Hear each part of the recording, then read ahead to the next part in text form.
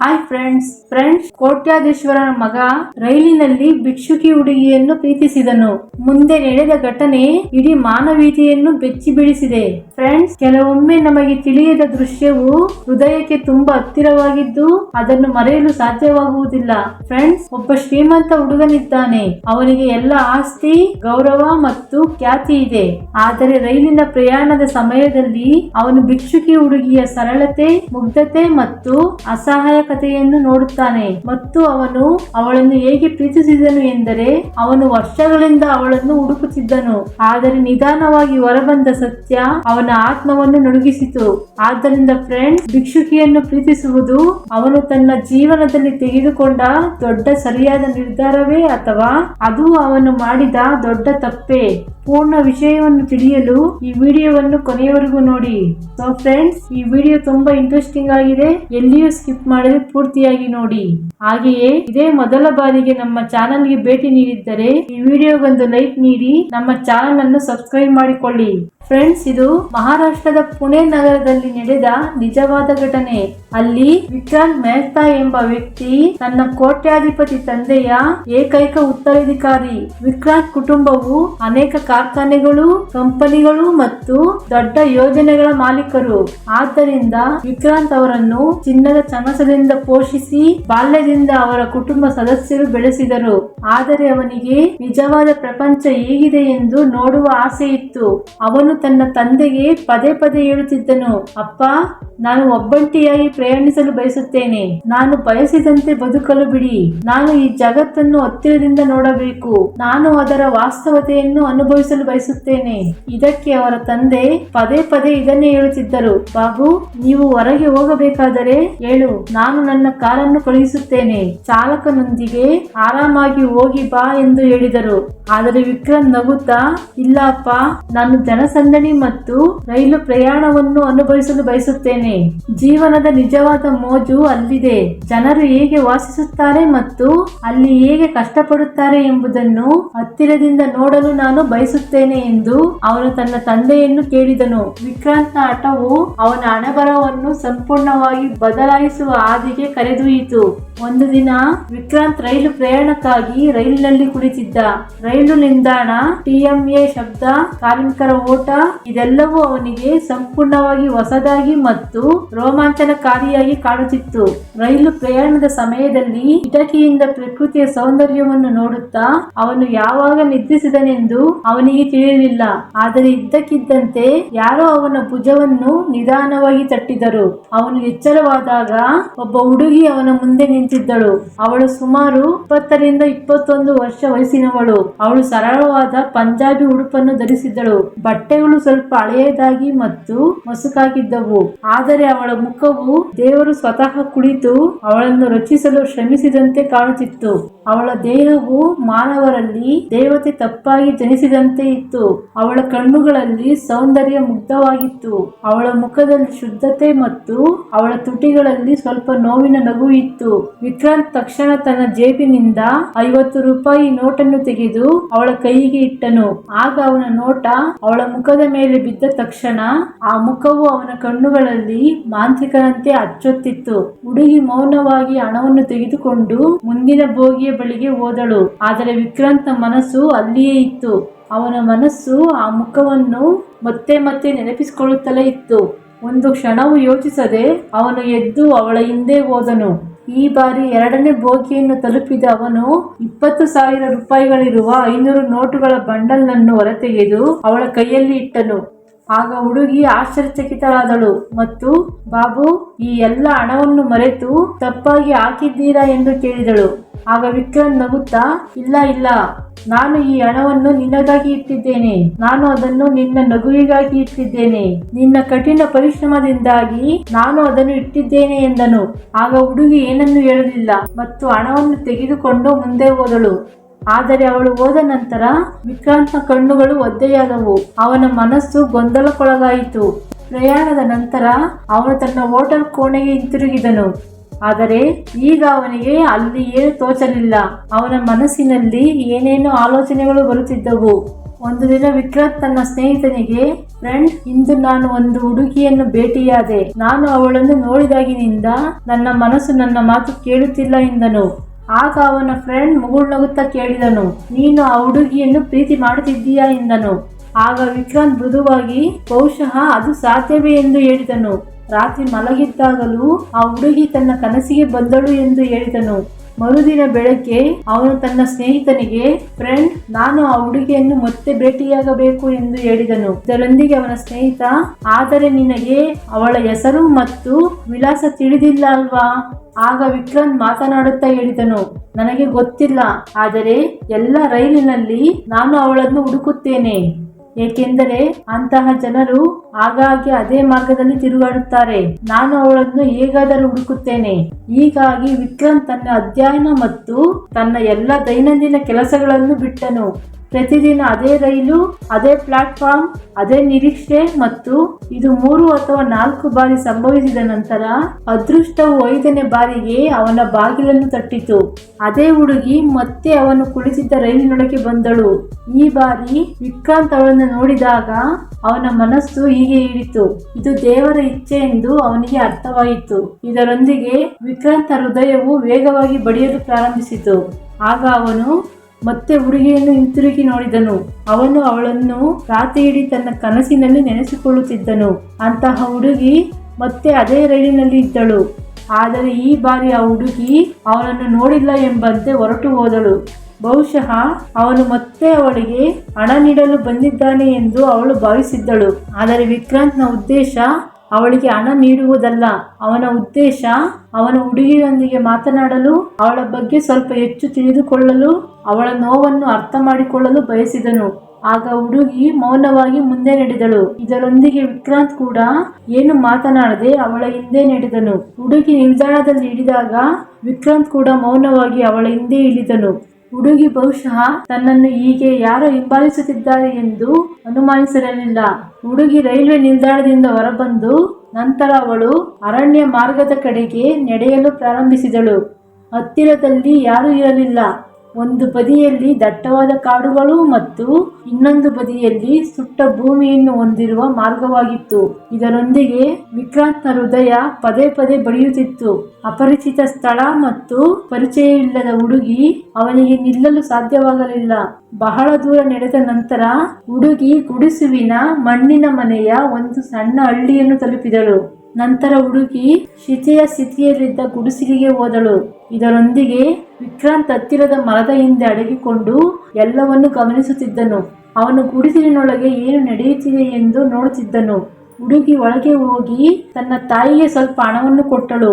ಇದರಿಂದ ಆ ತಾಯಿ, ಇಂದು ನನ್ನ ಬಳಿ ಸ್ವಲ್ಪ ಹೆಚ್ಚು ಹಣವಿದೆ ಎಂದು ಸಂತೋಷಪಟ್ಟಳು. ಆದ್ದರಿಂದ ಅವಳು ತನ್ನ ತಂದೆಗೆ ಔಷಧಿ ಖರೀದಿಸೋಣ ಎಂದು ಹೇಳಿ ತನ್ನ ಮಗಳನ್ನು ಅಪ್ಪಿಕೊಂಡಳು. ಆಗ ತಾಯಿ, ಮಗಳೇ, ನೀನು ನಿಜವಾಗಿಯೂ ನನ್ನ ದೇವತೆ. ನೀನಿಲ್ಲದೆ ಈ ಮನೆ ಕಾರ್ಯನಿರ್ವಹಿಸಲು ಸಾಧ್ಯವಿಲ್ಲ ಎಂದು ಹೇಳಿದಳು. ಇದರಿಂದ ವಿಕ್ರಾಂತ್ನ ಕಣ್ಣುಗಳು ಒದ್ದೆಯಾದವು. ಹುಡುಗಿಯ ತಂದೆ ಪಾರ್ಶ್ವವಾಯುವಿಗೆ ಒಳಗಾಗಿದ್ದು ನಡೆಯಲು ಸಾಧ್ಯವಾಗುತ್ತಿಲ್ಲ ಎಂದು ಅವನು ನೋಡಿದನು. ಮನೆಯ ಹೊರಗೆ ಮಣ್ಣಿನಲ್ಲಿ ಹರಿದ ಬಟ್ಟೆಗಳೊಂದಿಗೆ ಒಬ್ಬ ತಮ್ಮ ಮತ್ತು ತಂಗಿಯರು ಆಟವಾಡುತ್ತಿದ್ದರು. ಹುಡುಗ ಇದನ್ನೆಲ್ಲ ನೋಡುತ್ತಿರುವಾಗ ನಿಧಾನವಾಗಿ ರಾತ್ರಿಯಾಗಿತ್ತು. ಆಗ ಸಮಯ ಬಂದಿತು. ಇದರೊಂದಿಗೆ ತಾಯಿ ತನ್ನ ಮಗಳಿಗೆ, ಮಗಳೇ, ಹೋಗಿ ಗೀತಾಗೆ ಊಟ ಹಾಕು ಎಂದು ಹೇಳಿದಳು. ಆಗ ಹುಡುಗಿ ಆಹಾರವನ್ನು ತೆಗೆದುಕೊಂಡು ಹೊರಗೆ ಹೋದಳು. ವಿಕ್ರಾಂತ್ ಕೂಡ ಅವಳನ್ನು ಹಿಂಬಾಲಿಸಿದನು. ಆಗ ಹುಡುಗಿ ಹಿಂತಿರುಗಿ ನೋಡಿ, ಬಾಬು, ನೀನು ಇಲ್ಲಿ ಏನು ಮಾಡುತ್ತಿದ್ದೀಯಾ ಎಂದು ಕೇಳಿದಳು. ಆಗ ವಿಕ್ರಾಂತ್ ಅವಳ ಕಣ್ಣುಗಳನ್ನು ದಿಟ್ಟಿಸಿ ನೋಡಿದನು. ಅವನಿಗೆ ಏನು ಹೇಳಲಾಗಲಿಲ್ಲ. ಹುಡುಗಿ ಸ್ವಲ್ಪ ಭಯಗೊಂಡು, ಹೇಳು ಬಾಬು, ನೀನು ನಿನ್ನ ಹಣವನ್ನು ಕೇಳಲು ಬಂದಿದ್ದರೆ ನನ್ನನ್ನು ಕ್ಷಮಿಸಿ. ಆ ಹಣ ನನ್ನ ತಂದೆಯ ಔಷಧಿಗಳಿಗೆ ಖರ್ಚು ಮಾಡಲಾಗಿದೆ. ನಿಮಗೆ ಆ ಹಣ ಬೇಕೆಂದರೆ ನಾನು ಮತ್ತೆ ಬೇಡಿಕೊಂಡು ನಿಧಾನವಾಗಿ ಹಿಂತಿರುಗಿಸುತ್ತೇನೆ. ಆದರೆ ಈಗ ನನ್ನ ಬಳಿ ಇಲ್ಲ ಎಂದು ಹೇಳಿದಳು. ವಿಕ್ರಾಂತ್ಗೆ ಅವನ ಹೃದಯ ಮುರಿದಂತೆ ಭಾಸವಾಯಿತು. ಅವನು ತಕ್ಷಣ ಹೇಳಿದನು, ಓ ಮೂರ್ಖಿ, ನಾನು ಹಣ ತೆಗೆದುಕೊಳ್ಳಲು ಬಂದಿಲ್ಲ. ನಾನು ನಿನ್ನನ್ನು ನೋಡಲು ಮಾತ್ರ ಬಂದಿದ್ದೇನೆ. ನಿನ್ನ ಮಾತುಗಳನ್ನು ಕೇಳಲು ನಾನು ಬಯಸಿದ್ದೆ. ನೀನು ಯಾವ ರೀತಿಯ ಪರಿಸ್ಥಿತಿಯಲ್ಲಿ ವಾಸಿಸುತ್ತಿದ್ದೀಯಾ ಎಂದು ನನಗೆ ತಿಳಿಯಬೇಕಿತ್ತು. ನಿನ್ನ ನಗುವಿನ ಹಿಂದಿನ ನೋವನ್ನು ನಾನು ಅರ್ಥ ಮಾಡಿಕೊಳ್ಳಲು ಬಯಸಿದ್ದೆ. ಆಗ ಹುಡುಗಿಯ ಕಣ್ಣುಗಳು ಒದ್ದೆಯಾದವು. ಅವಳು ಮಾತನಾಡುವುದನ್ನು ಮುಂದುವರಿಸಿದಳು. ಆದರೆ ನೀನು ಈಗ ಇಲ್ಲಿ ಏನು ಮಾಡುತ್ತಿದ್ದೀಯಾ ಎಂದು ಕೇಳಿದಳು. ಇದಕ್ಕೆ ವಿಕ್ರಾಂತ್, ನಾನು ನಿನ್ನನ್ನು ಇಷ್ಟಪಡುತ್ತೇನೆ, ನಾನು ನಿನ್ನನ್ನು ಪೂರ್ಣ ಹೃದಯದಿಂದ ಬಯಸುತ್ತೇನೆ ಎಂದನು. ಅವನು, ನಿನ್ನ ಶುದ್ಧ ಮನಸ್ಸು, ನೀನು ಅನುಭವಿಸುತ್ತಿರುವ ಎಲ್ಲ ಕಷ್ಟಗಳು, ನಿನ್ನ ಎಲ್ಲ ಹೋರಾಟಗಳು ನನ್ನನ್ನು ನಿನ್ನ ಕಡೆಗೆ ಆಕರ್ಷಿಸುತ್ತವೆ ಎಂದನು. ಆಗ ಹುಡುಗಿ ನಗಲು ಪ್ರಾರಂಭಿಸಿದಳು. ಬಾಬು, ತಮಾಷೆ ಮಾಡಬೇಡಿ, ನೀನು ಶ್ರೀಮಂತ ಕುಟುಂಬಕ್ಕೆ ಸೇರಿದವನು, ನಾನು ಕೇವಲ ಭಿಕ್ಷುಕಿ. ಇದಕ್ಕೆ ವಿಕ್ರಾಂತ್ ಆಳವಾದ ಉಸಿರನ್ನು ತೆಗೆದುಕೊಂಡು, ನಿನಗೆ ಒಳ್ಳೆಯ ಮನಸ್ಸು ಇದೆ, ಅದು ಕೋಟಿಗಳಿಗಿಂತ ಹೆಚ್ಚು ಮೌಲ್ಯಯುತವಾಗಿವೆ. ನಿನ್ನ ಕಷ್ಟ, ನಿನ್ನ ಪ್ರಾಮಾಣಿಕತೆ ಇವೆಲ್ಲವೂ ನನ್ನ ಸಂಪತ್ತಿಗಿಂತ ಹೆಚ್ಚು ಮೌಲ್ಯಯುತವಾಗಿವೆ ಎಂದು ಹೇಳಿದನು. ಹುಡುಗಿಯ ಕಣ್ಣುಗಳು ಈಗ ನಿಜವಾದ ಒಳಪನ್ನು ತೋರಿಸಿದವು. ಆದರೆ ಇದ್ದಕ್ಕಿದ್ದಂತೆ ಅವಳ ತಾಯಿ ಅಲ್ಲಿಗೆ ಬಂದು ತನ್ನ ಮಗಳ ಕೈ ಹಿಡಿದು ಅವಳನ್ನು ಎಳೆದಳು. ಅಮ್ಮ, ನೀನು ಈ ಹುಚ್ಚು ಕೆಲಸಗಳನ್ನು ಏಕೆ ಮಾಡುತ್ತಿದ್ದೀಯಾ? ಈ ಶ್ರೀಮಂತರು ನಮ್ಮಂತಹ ಬಡವರ ಜೊತೆ ಆಟವಾಡುತ್ತಾರೆ, ನಿನಗೆ ಇದು ಏಕೆ ಅರ್ಥವಾಗುತ್ತಿಲ್ಲ ಎಂದು ಜೋರಾಗಿ ಕೂಗಿದಳು. ಆಗ ವಿಕ್ರಾಂತ್, ಆಂಟಿ, ನಾನು ನಿಮ್ಮ ಹುಡುಗಿಯನ್ನು ಮದುವೆಯಾಗಲು ಬಯಸುತ್ತೇನೆ. ನಾನು ಅವಳನ್ನು ನನ್ನ ಜೀವನ ಸಂಗಾತಿಯನ್ನಾಗಿ ಮಾಡಿಕೊಳ್ಳಲು ಬಯಸುತ್ತೇನೆ. ನಾನು ಅವಳಿಗೆ ಸಹಾನುಭೂತಿ ಮಾತ್ರವಲ್ಲದೆ ಪೂರ್ಣ ಗೌರವ ಮತ್ತು ಪ್ರೀತಿಯನ್ನು ನೀಡಲು ಬಯಸುತ್ತೇನೆ. ಆಗ ಹುಡುಗಿಯ ತಾಯಿ ಮುಗುಳ್ನಗುತ್ತಾ, ಬಾಬಾ, ಈ ಶ್ರೀಮಂತರ ಜಗತ್ತಿನಲ್ಲಿ ನಮ್ಮಂತಹ ಜನರಿಗೆ ಬೆಲೆ ಇಲ್ಲ. ನೀವು ಆಟ ಆಡಿ ನಂತರ ಬಿಟ್ಟು ಹೋಗುತ್ತೀರಾ.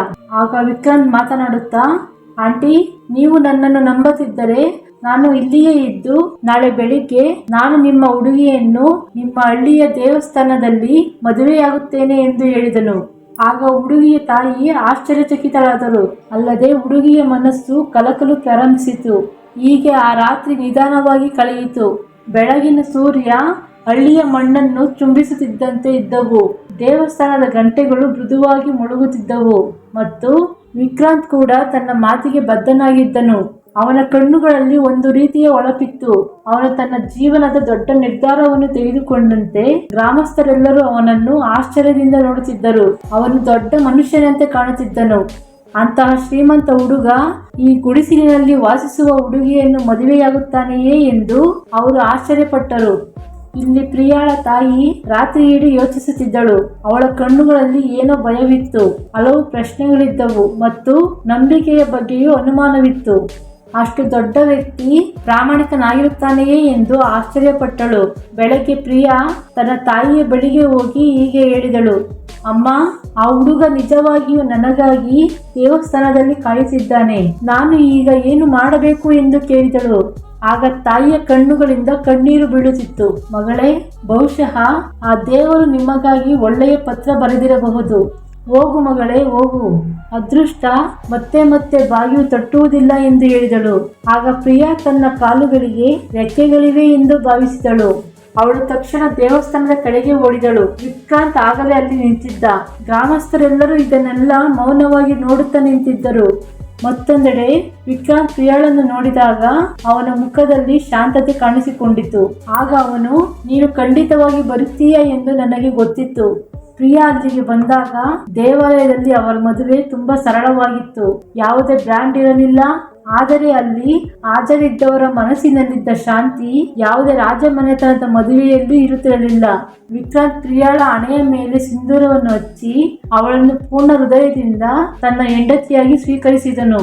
ಮದುವೆಯ ನಂತರ ವಿಕ್ರಾಂತ್ ಪ್ರಿಯಾಳ ತಾಯಿ ವಾಸಿಸುತ್ತಿದ್ದ ಗುಡಿಸಲಿಗೆ ಹೋಗಿ ಅವರಿಗೆ ಬೇಕಾದ ವಸ್ತುಗಳು ಮತ್ತು ಹೊಸ ಬಟ್ಟೆಗಳನ್ನು ಕಳುಹಿಸಿದನು ಮತ್ತು ಸ್ವಲ್ಪ ಹಣವನ್ನು ಕೊಟ್ಟನು. ಅವನು ತನ್ನ ನೆರೆಹೊರೆಯವರೊಂದಿಗೆ ಒಂದು ಸಣ್ಣ ಔತಣಕೂಟವನ್ನು ಏರ್ಪಡಿಸಿದನು. ಎಲ್ಲರಿಗೂ ಪೂರಿ ಮತ್ತು ಕರಿಯೊಂದಿಗೆ ಔತಣವನ್ನು ಏರ್ಪಡಿಸಿದನು. ಈಗ ಪ್ರಿಯಾಳ ಮುಖದಲ್ಲಿ ಕಾಣುವ ಸಂತೋಷವು ಕೋಟ್ಯಾಂತರ ಆಸ್ತಿಗಿಂತ ವಿಕ್ರಾಂತ್ಗೆ ಹೆಚ್ಚು ಮೌಲ್ಯಯುತವಾಗಿತ್ತು. ತನ್ನ ಬೈಕ್ನಲ್ಲಿ ಕುಳಿತು ನಿಧಾನವಾಗಿ ಹಳ್ಳಿಯಿಂದ ನಗರದ ಕಡೆಗೆ ಹೋದರು. ಪ್ರಿಯಾ ಈಗ ಅವನ ಹೆಂಡತಿ. ಅವಳು ತನ್ನನ್ನು ನೋಡಿಕೊಂಡಾಗ ಅವಳು ರಾಜಕುಮಾರಿಯಂತೆ ಭಾಸವಾಗುತ್ತಾಳೆ. ಅವಳ ಮುಖದ ಮೇಲಿನ ಮುಗ್ಧತೆ, ಅವಳ ಸರಳತೆ ಮತ್ತು ಅವಳ ನಗು ವಿಕ್ರಾಂತ್ನ ಮನಸ್ಸನ್ನು ಗೆದ್ದಿತು. ಆದರೆ ಕತೆ ಇಲ್ಲಿಗೆ ಮುಗಿಯಲಿಲ್ಲ. ನಗರ ತಲುಪಿದ ನಂತರ ವಿಕ್ರಾಂತ್ ತನ್ನ ತಂದೆಗೆ ಏನನ್ನೂ ಹೇಳಲಿಲ್ಲ. ಅವನು ನಗರದಲ್ಲಿ ಕನ್ನಡಿ ಇರುವ ದೊಡ್ಡ ಕೋಣೆಯನ್ನು ತೆಗೆದುಕೊಂಡು ತನ್ನ ಹೆಂಡತಿ ಪ್ರಿಯಾ ಜೊತೆ ವಾಸಿಸುತ್ತಿದ್ದ ಮತ್ತು ಅವನು ಪ್ರಿಯಾ ಜೊತೆ ಬಜಾರ್ಗಳಿಗೆ ಹೋಗುತ್ತಿದ್ದ. ಒಂದು ದಿನ ವಿಕ್ರಾಂತ್ ತಂದೆಯ ಫ್ರೆಂಡ್ ಆ ಬಜಾರ್ನಲ್ಲಿ ಪ್ರಿಯಾ ಜೊತೆ ವಿಕ್ರಾಂತ್ ಇರುವುದನ್ನು ನೋಡಿದನು. ಅವನು ತಕ್ಷಣ ವಿಕ್ರಾಂತ್ ತಂದೆಗೆ ಫೋನ್ ಮಾಡಿ, ನಿಮ್ಮ ಮಗ ಇಂದು ಮಾರುಕಟ್ಟೆಯಲ್ಲಿ ಯಾವುದೋ ಹುಡುಗಿಯ ಜೊತೆ ಇದ್ದಾನೆ, ಅವರು ಓಡಾಡುತ್ತಿದ್ದಾಗ ನಾನು ಅವರನ್ನು ನೋಡಿದೆ, ನಿನ್ನ ಮಗ ಯಾವುದೋ ತಪ್ಪು ದಾರಿ ತುಳಿಯುತ್ತಿದ್ದಾನೆ ಎಂದು ಹೇಳಿದ. ಆಗ ವಿಕ್ರಾಂತ್ನ ತಂದೆ ತಕ್ಷಣ ವಿಕ್ರಾಂತ್ಗೆ ಕರೆ ಮಾಡಿ, ಬಾಬು ನೀನು ಈಗ ಯಾರೊಂದಿಗೆ ಮತ್ತು ಎಲ್ಲಿದ್ದೀಯಾ ಎಂದು ಕೇಳಿದನು. ನೀನು ಮದುವೆಯಾಗಲು ಬಯಸಿದರೆ ಮದುವೆಯಾಗು, ಮತ್ತು ಇದಲ್ಲದೆ ರಸ್ತೆಗಳಲ್ಲಿ ಹುಡುಗಿಯರೊಂದಿಗೆ ಹೀಗೆ ಅಲೆದಾಡುವುದು ಒಳ್ಳೆಯದಲ್ಲ ಎಂದು ಹೇಳಿದನು. ಆಗ ವಿಕ್ರಾಂತ್, ಸರಿಯಪ್ಪ, ನಾನು ಶೀಘ್ರದಲ್ಲಿ ಎಲ್ಲವನ್ನೂ ವಿವರವಾಗಿ ಹೇಳುತ್ತೇನೆ ಎಂದು ಹೇಳಿದ. ಈಗ ಸತ್ಯವನ್ನು ಮುಚ್ಚಿಡುವುದರಲ್ಲಿ ಅರ್ಥವಿಲ್ಲ ಎಂದು ವಿಕ್ರಾಂತ್ಗೆ ತಿಳಿದಿತ್ತು. ತನ್ನ ತಂದೆಯ ಮುಂದೆ ಎಲ್ಲವನ್ನು ಸ್ಪಷ್ಟವಾಗಿ ಹೇಳುವ ಸಮಯ ಬಂದಿದೆ ಎಂದು ಅವನಿಗೆ ಅರ್ಥವಾಯಿತು. ಅವರು ಕೋಚಿನಲ್ಲಿ ಭೇಟಿಯಾದ ಸ್ನೇಹಿತೆ ಎಂದು ಭಾವಿಸಿದ ಹುಡುಗಿ ಒಮ್ಮೆ ರೈಲ್ವೆ ನಿಲ್ದಾಣದಲ್ಲಿ ಭಿಕ್ಷೆ ಬೇಡುತ್ತಿದ್ದಳು ಎಂದು ಅವರಿಗೆ ಹೇಗೆ ಹೇಳುವುದು ಎಂಬ ಸಂದಿಗ್ಧತೆಯಲ್ಲಿ ಅವನು ಇದ್ದನು. ವಿಕ್ರಾಂತ್ನ ಮನಸ್ಸು ಸಂಪೂರ್ಣವಾಗಿ ಗೊಂದಲಮಯವಾಗಿತ್ತು. ಆದರೆ ಈಗ ಅವನ ಹೆಂಡತಿ ಪ್ರಿಯಾ, ಅವಳು ಅವನೊಂದಿಗೆ ತನ್ನ ಅತ್ತೆ ಮತ್ತು ಮಾವನ ಬಗ್ಗೆ ಸರಳವಾಗಿ ಕೇಳುತ್ತಿದ್ದಳು. ವಿಕ್ರಾಂತ್, ನಾನು ನಿನ್ನ ತಾಯಿ ಮತ್ತು ತಂದೆಯನ್ನು ಯಾವಾಗ ಭೇಟಿಯಾಗುತ್ತೇವೆ ಮತ್ತು ನಾನು ಅವರಿಗೆ ಸೇವೆ ಮಾಡಲು ಬಯಸುತ್ತೇನೆ ಎಂದು ಹೇಳಿದಳು. ಆದರೆ ಪ್ರಿಯಾನ ಈ ಮಾತುಗಳನ್ನು ಕೇಳಿದಾಗಲೆಲ್ಲ ವಿಕ್ರಾಂತ್ ಅವಳ ಮಾತುಗಳಿಗೆ ಅಡ್ಡಗಾಲು ಹಾಕುತ್ತಿದ್ದ. ಈಗ ಬೇಡ ಪ್ರಿಯಾ, ಸರಿಯಾದ ಸಮಯ ಬರಲಿ ಎಂದು ಹೇಳುತ್ತಿದ್ದನು. ಆದರೆ ಪ್ರಿಯಾಳ ಮನಸ್ಸು ತುಂಬಾ ಶುದ್ಧವಾಗಿತ್ತು. ಆ ದಿನ ಅವಳು ವಿಕ್ರಾಂತ್ಗೆ ಹೀಗೆ ಹೇಳಿದಳು, ನಿನ್ನ ತಾಯಿ ಮತ್ತು ತಂದೆಯ ಪ್ರೀತಿಗೆ ನಾನು ಅರ್ಹಳೆ ಎಂದು ಕೇಳುತ್ತಿದ್ದಳು. ಆಗ ವಿಕ್ರಾಂತ್ಗೆ ತಡೆಯುವ ಧೈರ್ಯವಿರಲಿಲ್ಲ. ಇದರಿಂದ ಅವನು ತಕ್ಷಣ ತನ್ನ ತಂದೆಗೆ ಕರೆ ಮಾಡಿದನು. ಅಪ್ಪ, ನಾನು ನಾಳೆ ಮನೆಗೆ ಬರಬಹುದೇ ಎಂದು ಕೇಳಿದನು. ಇದರೊಂದಿಗೆ ಅವನ ತಂದೆ ಮುಗುಳ್ನಗುತ್ತಾ, ಖಂಡಿತವಾಗಿಯೂ ನಿಮ್ಮ ತಾಯಿ ತನ್ನ ಸೊಸೆಯನ್ನು ಕಾಯುತ್ತಿದ್ದಾಳೆ ಎಂದು ಹೇಳಿದರು. ಮರುದಿನ ವಿಕ್ರಾಂತ್ ಪ್ರಿಯಾಳನ್ನು ತುಂಬಾ ಚೆನ್ನಾಗಿ ಅಲಂಕರಿಸಿದನು. ಇಬ್ಬರು ಮನೆಗೆ ತಲುಪಿದ ತಕ್ಷಣ ಅವರ ಹೆತ್ತವರ ನೋಟ ಪ್ರಿಯಾಳ ಮೇಲೆ ಬಿದ್ದಿತು. ಅಷ್ಟು ಸುಂದರ ಸೊಸೆ ತುಂಬಾ ವಿಧೇಯಳಾಗಿ ವರ್ತಿಸಿದಳು. ಆದರೆ ವಿಕ್ರಾಂತ್ನ ತಾಯಿ ಅವಳನ್ನು ನೋಡಿದ ತಕ್ಷಣ ಪ್ರೀತಿಯಿಂದ ಅಪ್ಪಿಕೊಂಡಳು. ವಿಕ್ರಾಂತ್ನ ತಾಯಿ, ನೀನು ದೇವರು ಕಳುಹಿಸಿದ ಉಡುಗೊರೆಯಂತೆ ಎಂದು ಹೇಳಿದಳು. ಪ್ರಿಯಾ ಕೂಡ ತನ್ನ ಅತ್ತೆ ಮತ್ತು ಮಾವನ ಸೇವೆಗೆ ತನ್ನನ್ನು ಅರ್ಪಿಸಿಕೊಂಡಳು. ಬೆಳಗ್ಗೆ ಎದ್ದಾಗ ಅವಳು ತನ್ನ ಅತ್ತೆಯ ಪಾದಗಳನ್ನು ಒತ್ತುತ್ತಿದ್ದಳು. ಅವಳು ತನ್ನ ಮಾವನಿಗೆ ಚಹಾ ಕೊಡುತ್ತಿದ್ದಳು. ಮನೆ ಸ್ವಚ್ಛಗೊಳಿಸುವುದರಿಂದ ಹಿಡಿದು ಅಡುಗೆ ಮನೆಯವರೆಗೆ ಎಲ್ಲವನ್ನೂ ಅವಳೇ ಮಾಡುತ್ತಿದ್ದಳು. ಇದರೊಂದಿಗೆ ಅವಳ ಅತ್ತೆ ಹಲವು ಬಾರಿ ಹೇಳಿದಳು, ಪ್ರಿಯಾ, ನೀನು ಯಾವಾಗಲೂ ಯಾವುದಾದರೂ ಒಂದು ಕೆಲಸ ಮಾಡುತ್ತಲೇ ಇರುತ್ತೀಯಾ ಎಂದು ಹೇಳಿದಳು. ವಿಕ್ರಾಂತ್ನ ತಂದೆ ಕೂಡ ಮುಗುಳ್ನಗುತ್ತಾ, ಬಾಬು, ನೀನು ತುಂಬಾ ಬುದ್ಧಿವಂತ ಸೊಸೆಯನ್ನು ಆರಿಸಿಕೊಂಡಿದ್ದೀಯಾ. ಅವಳು ನಿಜವಾಗಿಯೂ ನಮ್ಮ ಮನೆಗೆ ರತ್ನದಂತಿದ್ದಾಳೆ ಎಂದು ಹೇಳಿದರು. ಕಬ್ಬಿಣ ಬಿಸಿಯಾಗಿರುವಾಗ ಒಡೆಯಲು ಇದು ಸರಿಯಾದ ಸಮಯ ಎಂದು ವಿಕ್ರಾಂತ್ಗೆ ತಿಳಿದಿತ್ತು. ಆದ್ದರಿಂದ ರಾತ್ರಿ ಎಲ್ಲರೂ ಊಟ ಮಾಡಿದ ನಂತರ ವಿಕ್ರಾಂತ್ ತನ್ನ ತಾಯಿ ಮತ್ತು ತಂದೆಯೊಂದಿಗೆ ಕುಳಿತು ತುಂಬಾ ಉತ್ಸಾಹದಿಂದ, ಅಪ್ಪ, ನಾನು ನಿಮಗೆ ಒಂದು ವಿಷಯ ಹೇಳಬೇಕು ಎಂದನು. ಅವನ ತಂದೆ, ಹೇಳು ಎಂದರು. ಅಪ್ಪ, ಪ್ರಿಯಾ ದೊಡ್ಡ ಕೋಟ್ಯಾಧೀಶ್ವರ ಕುಟುಂಬದ ಹುಡುಗಿಯಲ್ಲ, ರೈಲ್ವೆ ನಿಲ್ದಾಣದಲ್ಲಿ ಭಿಕ್ಷೆ ಬೇಡುತ್ತಿದ್ದ ಹುಡುಗಿ. ಅವಳ ತಾಯಿ ಇತರರ ಮನೆಗಳಲ್ಲಿ ಕೆಲಸ ಮಾಡುತ್ತಿದ್ದರು. ನಾನು ಅವಳಿಗೆ 20,000 ಕೊಟ್ಟೆ. ಆದರೆ ಆ ನಂತರ ಏನಾಯಿತು ಎಂದು ನನಗೆ ತಿಳಿದಿಲ್ಲ. ನನ್ನ ಹೃದಯ ಅವಳೊಂದಿಗೆ ಇತ್ತು. ನಾನು ಅವಳನ್ನು ಹುಡುಕಿಕೊಂಡು ಅವಳ ಹಳ್ಳಿಗೆ ಹೋದೆ. ಅದರ ನಂತರ ನಾನು ಅವಳನ್ನು ಮದುವೆಯಾದೆ. ಅಪ್ಪ, ಅಮ್ಮ, ನಾನು ನಿಮ್ಮ ಒಪ್ಪಿಗೆ ಇಲ್ಲದೆ ಇದನ್ನೆಲ್ಲ ಮಾಡಿದೆ. ಆದರೆ ಪ್ರಿಯಾ ತುಂಬಾ ಒಳ್ಳೆಯ ಹೃದಯವನ್ನು ಹೊಂದಿದ್ದಾಳೆ. ಅವಳು ಎಲ್ಲಾ ರೀತಿಯಲ್ಲೂ ಸೊಸೆಯಾಗಲು ಅರ್ಹಳು ಎಂದು ಹೇಳಿದರು. ಆಗ ವಿಕ್ರಾಂತ್ನ ತಂದೆ ಸ್ವಲ್ಪ ಹೊತ್ತು ಮೌನವಾಗಿದ್ದರು. ಅವನ ತಾಯಿಯೂ ಸಹ ಭಾವುಕತೆಯಿಂದ ಪ್ರಿಯಾಳನ್ನು ನೋಡುತ್ತಿದ್ದರು. ಆಗ ಅವನ ತಂದೆ ಮೃದುವಾಗಿ ಹೇಳಿದರು, ಬಾಬು, ನೀನು ನಿನ್ನ ಹೃದಯವನ್ನು ಕೇಳಿ ಸರಿಯಾದ ನಿರ್ಧಾರ ತೆಗೆದುಕೊಂಡಿದ್ದೀಯಾ. ನಾನು ನಿನ್ನನ್ನು ಒಬ್ಬ ಶ್ರೀಮಂತ ಮಗಳಿಗೆ ಮದುವೆ ಮಾಡಿದ್ದರೆ ಅವಳು ಈ ಮನೆಯಲ್ಲಿ ಹೇಗೆ ಸೇವೆ ಮಾಡುತ್ತಿದ್ದಳೋ ಏನೋ. ಹಣ ಎಲ್ಲಾದರೂ ಸಿಗುತ್ತದೆ, ಆದರೆ ಈ ಸೊಸೆ ನಮ್ಮ ಮನೆಗೆ ನೀಡಿರುವ ಪ್ರೀತಿ, ವಾತ್ಸಲ್ಯ ಮತ್ತು ಗೌರವ ಬಹಳ ಅಮೂಲ್ಯವಾದದ್ದು ಎಂದು ಹೇಳಿದರು. ಇದರೊಂದಿಗೆ ಅವರ ತಾಯಿಯು ಪ್ರಿಯಾಳನ್ನು ಒಪ್ಪಿಕೊಂಡು ಅಳಲು ಪ್ರಾರಂಭಿಸಿದರು. ನೀನು ನಮ್ಮ ಸೊಸೆಯಾಗದಿದ್ದರೆ ಬಹುಶಃ ಈ ಮನೆ ಅಪೂರ್ಣವಾಗಿ ಉಳಿಯುತ್ತಿತ್ತು ಎಂದು ಅವನ ತಾಯಿ ಹೇಳಿದರು. ಆಗ ವಿಕ್ರಾಂತ್ನ ತಂದೆ, ಈಗ ಪ್ರಿಯಾಳ ಹೆತ್ತವರನ್ನು ಸೇರಿಸಿಕೊಳ್ಳಬೇಕು ಎಂದು ಹೇಳಿದರು. ನಂತರ ಅವರ ತಂದೆ, ನಾವು ಅವರ ಮನೆಗೆ ಹೋಗೋಣ ಎಂದು ಹೇಳಿ ಮರುದಿನ ವಿಕ್ರಾಂತ್ ತನ್ನ ಹೆತ್ತವರನ್ನು ಕರೆದುಕೊಂಡು ಪ್ರಿಯಾಳ ಹಳ್ಳಿಯನ್ನು ತಲುಪಿದರು. ಆ ಹಳ್ಳಿಯಲ್ಲಿ ಎಲ್ಲೆಡೆ ಅಡುಗು ತಾಣಗಳಿದ್ದವು. ಅದು ಕುಸಿಯುತ್ತಿರುವ ಗೋಡೆಗಳೊಂದಿಗೆ ಎಲ್ಲರ ಮುಖದಲ್ಲಿ ಬಡತನ ಸ್ಪಷ್ಟವಾಗಿ ಗೋಚರಿಸುತ್ತಿತ್ತು. ಆದರೆ ಇಂದು ಆ ಹಳ್ಳಿಯಲ್ಲಿ ಹೊಸದೇನೋ ಕಣ್ಣಿಗೆ ಬೀಳುತ್ತದೆ. ಪ್ರಿಯಾಳ ತಂದೆ ಗುಡಿಸಲಿನ ಹೊರಗೆ ಇದ್ದರು. ಅವನು ಹಳೆಯ ಹಾಸಿಗೆಯ ಮೇಲೆ ಮಲಗುತ್ತಿದ್ದ. ಆದರೆ ಇಂದು ಅವನ ಕಣ್ಣುಗಳಲ್ಲಿ ಭರವಸೆ ಇದೆ. ವಿಕ್ರಾಂತ್ನ ಹೆತ್ತವರು ಗುಡಿಸಲಿನ ಹತ್ತಿರ ಬಂದಾಗ ಪ್ರಿಯಾಳ ಹೆತ್ತವರು ಭಯಭೀತರಾಗಿ, ಬಾಬು, ನೀವು ನಿಮ್ಮ ಜಾತಿಯನ್ನು ನೋಡಲಿಲ್ಲ, ನಿಮ್ಮ ಸ್ಥಾನಮಾನವನ್ನು ನೋಡಲಿಲ್ಲ. ನಮ್ಮ ಅಸಹಾಯಕ ಸ್ಥಿತಿಯಲ್ಲಿ ನಾವು ನಮ್ಮ ಮಗಳನ್ನು ಮಾತ್ರ ಮದುವೆ ಮಾಡಿಕೊಟ್ಟಿದ್ದೇವೆ. ದಯವಿಟ್ಟು ನಮ್ಮನ್ನು ಕ್ಷಮಿಸಿ ಬಾಬು, ನಾವು ಬಡವರು ಎಂದು ಹೇಳಿದರು. ಇದರಿಂದ ವಿಕ್ರಾಂತ್ನ ತಂದೆ ಅವನ ಬಳಿಗೆ ಹೋಗಿ, ಇಲ್ಲ ಸೋದರ ಮಾವ, ಇಂದಿನಿಂದ ನೀವು ನಮ್ಮವರು. ನಿಮ್ಮ ಮಗಳು ನಮ್ಮ ಮನೆಗೆ ನೀಡಿರುವ ಪ್ರೀತಿ ಮತ್ತು ಅವಳು ನಮಗೆ ನೀಡಿರುವ ಗೌರವವು ಜಗತ್ತಿನ ಎಲ್ಲ ಆಸ್ತಿಗಿಂತ ಹೆಚ್ಚಿನದು ಎಂದು ಅವರು ಹೇಳಿದರು. ಇದರೊಂದಿಗೆ ಪ್ರಿಯಾಳ ತಾಯಿ ಅಳಲು ಪ್ರಾರಂಭಿಸಿದರು. ನಮ್ಮ ಮಗಳಿಗೆ ಇಷ್ಟೊಂದು ಗೌರವ ಸಿಗುತ್ತದೆ ಎಂದು ನಾವು ಕನಸಿನಲ್ಲೂ ಭಾವಿಸಿರಲಿಲ್ಲ. ಈ ಜೀವನ ಹೇಗೆ ಹೋಗುತ್ತದೆ ಎಂದು ನಾವು ಯೋಚಿಸುತ್ತಿದ್ದೆವು ಎಂದು ಅವರು ಅಳುತ್ತಿದ್ದರು. ಇದರೊಂದಿಗೆ ವಿಕ್ರಾಂತ್ನ ತಾಯಿ ಕೂಡ ಅವರ ಹತ್ತಿರ ಬಂದು ಹೀಗೆ ಹೇಳಿದರು, ಇಂದಿನಿಂದ ನಾವೆಲ್ಲರೂ ಒಂದೇ ಕುಟುಂಬ. ಈ ಗುಡಿಸಲು ಇನ್ನು ಮುಂದೆ ಇರುವುದಿಲ್ಲ. ನಿಮಗಾಗಿ ಒಳ್ಳೆಯ ಮನೆಯನ್ನು ಕಟ್ಟುತ್ತೇವೆ. ನಾವು ನಿಮಗಾಗಿ ಒಂದು ಅಂಗಡಿಯನ್ನು ಸ್ಥಾಪಿಸುತ್ತೇವೆ ಎಂದು ಹೇಳಿದರು.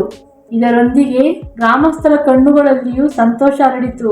ಅವರೆಲ್ಲರೂ ಪಿಸುಗುಟ್ಟಲು ಪ್ರಾರಂಭಿಸಿದರು ಮತ್ತು ಹೀಗೆ ಯೋಚಿಸಿದರು, ಕೆಲವೊಮ್ಮೆ ಅದೃಷ್ಟವು ನಿಜವಾಗಿಯೂ ಹೇಗೆ ತಿರುವು ಪಡೆಯುತ್ತದೆ ಮತ್ತು ಎಲ್ಲವನ್ನು ಬದಲಾಯಿಸುತ್ತದೆ ಎಂಬುದರ ಕುರಿತು ಅವರು ಮಾತನಾಡಲು ಪ್ರಾರಂಭಿಸಿದರು. ಕೆಲವೇ ದಿನಗಳಲ್ಲಿ ವಿಕ್ರಾಂತ್ನ ತಂದೆ ತನ್ನ ಜನರನ್ನು ಕಳುಹಿಸಿ ಪ್ರಿಯಾಳ ಹೆತ್ತವರಿಗೆ ಉತ್ತಮ ಮನೆಯನ್ನು ನಿರ್ಮಿಸಿದರು. ಅವರಿಗಾಗಿ ಒಂದು ಸಣ್ಣ ಅಂಗಡಿಯನ್ನು ಸಹ ತೆರೆದರು. ಇದರೊಂದಿಗೆ ಪ್ರಿಯಾಳ ತಂದೆ ವ್ಯಾಪಾರ ಮಾಡಲು ಅವಕಾಶ ಪಡೆದರು. ಈಗ ಪ್ರಿಯಾಳ ತಂದೆಯ ಕಣ್ಣುಗಳು ಸಹ ಸಂತೋಷದಿಂದ ತುಂಬಿ ತುಳುಕಿದವು. ನಾವು ಕನಸಿನಲ್ಲಿಯೂ ಕಾಣದ್ದನ್ನು ನೀವು ನನಸಾಗಿಸಿದ್ದೀರಿ ಎಂದು ಬಾಬು ವಿಕ್ರಾಂತ್ನನ್ನು ಹೊಗಳಿದರು. ಇದರೊಂದಿಗೆ ವಿಕ್ರಾಂತ್ ನಗುತ್ತಾ, ಮಾವ, ನೀವು ಪ್ರಿಯಾಳನ್ನು ಎತ್ತಿದ್ದೀರಾ. ನಾನು ಅವಳಿಗೆ ಒಂದು ಜೀವನವನ್ನು ಮಾತ್ರ ಕೊಟ್ಟೆ ಎಂದು ಹೇಳಿದನು. ಈಗ ಬಡತನದ ಬದಲು ಪ್ರಿಯಾಳ ಕುಟುಂಬಕ್ಕೆ ಸಂತೋಷ ಬಂದಿದೆ. ಪ್ರಿಯಾ ಈಗ ತನ್ನ ಅತ್ತೆ ಮತ್ತು ಮಾವನಿಗೆ ಹಗಲಿರುಳು ಸೇವೆ ಸಲ್ಲಿಸುತ್ತಾಳೆ ಮತ್ತು ಅವರನ್ನು ಚೆನ್ನಾಗಿ ನೋಡಿಕೊಳ್ಳುತ್ತಾಳೆ. ಪ್ರಿಯಾಳ ಪೋಷಕರು ತಮ್ಮ ಹೊಸ ಮನೆಯಲ್ಲಿ ಶಾಂತಿಯುತವಾಗಿ ಉಸಿರಾಡುತ್ತಿದ್ದಾರೆ. ವಿಕ್ರಾಂತ್ನ ತಂದೆ ಆಗಾಗ್ಗೆ ಇದನ್ನು ಹೇಳುತ್ತಿದ್ದರು, ನನ್ನ ಮಗನನ್ನು ಶ್ರೀಮಂತ ಮನೆಯಲ್ಲಿ ಮದುವೆ ಮಾಡಿದ್ದರೆ ನನಗೆ ಬಹುಶಃ ಹಣ ಸಿಗುತ್ತಿತ್ತು, ಆದರೆ ನನಗೆ ಅಂತಹ ಪ್ರಾಮಾಣಿಕ ಸೊಸೆ ಸಿಗುತ್ತಿರಲಿಲ್ಲ. ಆಗ ವಿಕ್ರಾಂತ್ ಕೂಡ ಪ್ರಿಯಾಳ ಕೈ ಹಿಡಿದು, ಪ್ರಿಯಾ, ನೀನು ನನ್ನ ಜಗತ್ತನ್ನು ಬದಲಾಯಿಸಿದ್ದೀಯಾ ಎಂದು ಹೇಳಿದನು. ಪ್ರಿಯಾ ಮುಗುಳ್ನಗುತ್ತಾ, ಆ ದಿನ ನೀನು ನನಗೆ 50 ರೂಪಾಯಿಗಳನ್ನು ಕೊಟ್ಟು ಹೊರಟು ಹೋಗಿದ್ದರೆ ಬಹುಶಃ ನಾವು ಇಂದು ಹೀಗೆ ಭೇಟಿಯಾಗುತ್ತಿರಲಿಲ್ಲ. ಆಗ ವಿಕ್ರಾಂತ್ನ ಕಣ್ಣುಗಳಲ್ಲಿ ನೀರು ಬಂತು. ಇಲ್ಲ ಪ್ರಿಯಾ, ನಾನು ನಿನ್ನನ್ನು ನೋಡಿದ ತಕ್ಷಣ ನನಗೆ ಅರ್ಥವಾಯಿತು. ನೀನು ಕೇವಲ ಭಿಕ್ಷೆ ಬೇಡುವ ಹುಡುಗಿಯಲ್ಲ, ನೀನು ನನಗಾಗಿ ಹುಟ್ಟಿದ ನನ್ನ ಅದೃಷ್ಟ ಎಂದು ಹೇಳಿದನು. ಫ್ರೆಂಡ್ಸ್, ಕೆಲವೊಮ್ಮೆ ತಪ್ಪು ಮಾಡಿದವರು ಸಹ ಸರಿಯಾದ ಗಮ್ಯಸ್ಥಾನವನ್ನು ತಲುಪುತ್ತಾರೆ. ನಾವು ಭರವಸೆಯನ್ನು ಇಟ್ಟುಕೊಳ್ಳುವ ಸ್ಥಳದಿಂದ ಜೀವನ ಪ್ರಾರಂಭವಾಗುತ್ತದೆ. ಫ್ರೆಂಡ್ಸ್, ಈ ಘಟನೆಯು ನಿಮ್ಮ ಹೃದಯವನ್ನು ಮುಟ್ಟಿದ್ದರೆ ಈ ವಿಡಿಯೋಗೊಂದು ಲೈಕ್ ಮಾಡಿ, ಶೇರ್ ಮಾಡಿ ಮತ್ತು ಸಬ್ಸ್ಕ್ರೈಬ್ ಮಾಡಿಕೊಳ್ಳುವುದನ್ನು ಮರೆಯಬೇಡಿ. ಧನ್ಯವಾದಗಳು.